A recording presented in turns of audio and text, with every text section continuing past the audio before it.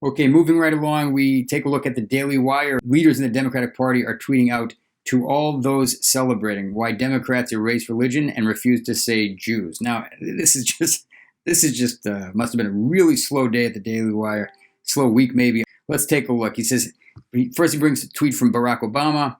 Former President Obama says, "Happy Hanukkah to all those celebrating around the world." To all those celebrating. So that's the issue. And then he brings Joe Biden. As Hanukkah begins, Jill and I send our warmest wishes to everyone celebrating in the United States and around the world. And then Alexandria Ocasio-Cortez, wishing all our loved ones, neighbors, and friends across the country. And then Chuck Schumer, to everyone celebrating in New York, across America, and around the world. Then we have Nancy Pelosi, wishing a happy Hanukkah to all. So Doug Emhoff is Jewish, all right? Kamala Harris is, when the election thing gets settled, and we know who's in the White House. Let's say everything goes status quo. Biden's in the White House. Kamala Harris is vice president. Her husband is Jewish. So that's an interfaith marriage right there. They're celebrating Hanukkah. And he tweets out, "Hanukkah is one of our favorite holidays and a reminder to spread the light at a time when we've never needed it more. From our big modern family to yours, happy Hanukkah." So check out this video. I hope you don't mind. I'm going to play the full video. Hey everybody, we're here to talk about one of our favorite holidays in our big modern family, Hanukkah. And why do you love Hanukkah? I love Hanukkah because it really is about the light and bringing light where there has been darkness. And there is so much work to be done in the world to bring light. And it is a celebration of always Tikkun Olam, which is about fighting for justice and fighting for the dignity of all people. And it's about rededication.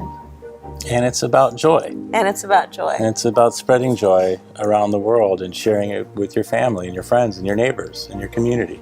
That's important right now. So that's what we are doing, is to wish everyone a happy Hanukkah. And to your family from ours, we wish you all the best. So he explains, Tikkun Olam is Hebrew for repair the world and is interpreted in several ways. For some, it relates to the rejection of idolatry. For others, it relates to the pursuit of justice in the context of qualities valued by God. God, another religion's word ignored by the left. I think he's making a mountain out of a molehill here. But the point is an interesting point, not necessarily against the Democratic Party. Tikkun Olam, which is about fighting for justice and fighting for the dignity of all people. Tikkun Olam is something that the Reform and Conservative maybe, but like for sure the Reform, Tikkun Olam is like the platform. Like it's essentially synonymous in the Reform movement as social justice. And when you learn Torah and you delve deep in Torah, you realize that Tikkun Olam is not just fixing the world out here, but it's also doing deep work on one's internal world for mystical reasons. I mean, it's a very deep thing, Tikkun Olam. To fix the world is to essentially bring it back to completion, perfection, peace. It's not limited to, say, putting a quarter into a tin can to plant a tree in Israel. It's not limited to social justice, acts of loving kindness, feeding the poor. It's also, in part, learning Torah and building oneself. It's a deep thing. It's a very cornerstone part of our service of God. It is very interesting to point out the role of God in Tikkun Olam. Social justice is important, right? But there are so many different applications of that word. It's just such a general, generic term, social justice, which depends greatly on the value system of any society. When you're dealing with the question, for example, of murder in the United States. So in some states, a person who commits a murder might be actually a hero.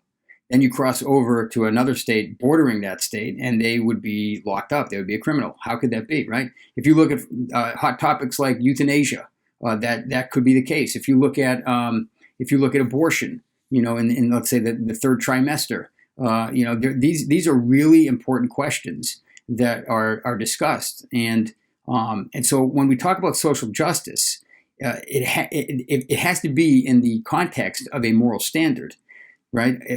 Now, in the United States, the moral standard is the democratic rule in a sense that the law can actually change, so that one person 50 years ago might have been a murderer and today they might be a hero, and vice versa. One person 50 years ago might have been a hero, and today they might be a ruthless murderer. So, the moral standard and the pendulum of morality in a democratic society oftentimes swings. It's not something stable. Torah does not look at it that way. Torah looks at the Torah as the moral standard. It was, which is a longer discussion. It's not the focus of this particular episode, this particular talk. But when we're trying to identify what is the moral standard, by definition, if we're talking about Tikkun Olam, which is repairing the world, it would have to be within the guidelines of morality that the Torah sets forth. So in that regard, I think it's an interesting point that he makes. I don't believe it's as relevant to the Democratic leadership's tweets as he proposes, but nevertheless, it's a very interesting point. For more of that, you might want to check out tribejournal.org and look up some interesting discussions there. There's also a plethora of websites and reading material that I can recommend if you're interested in that topic. Hit me up on tribejournal.org. I'm JP Katz. This is the news feed on tribejournal.org. Thank you for watching. We'll see you next time. Happy Hanukkah.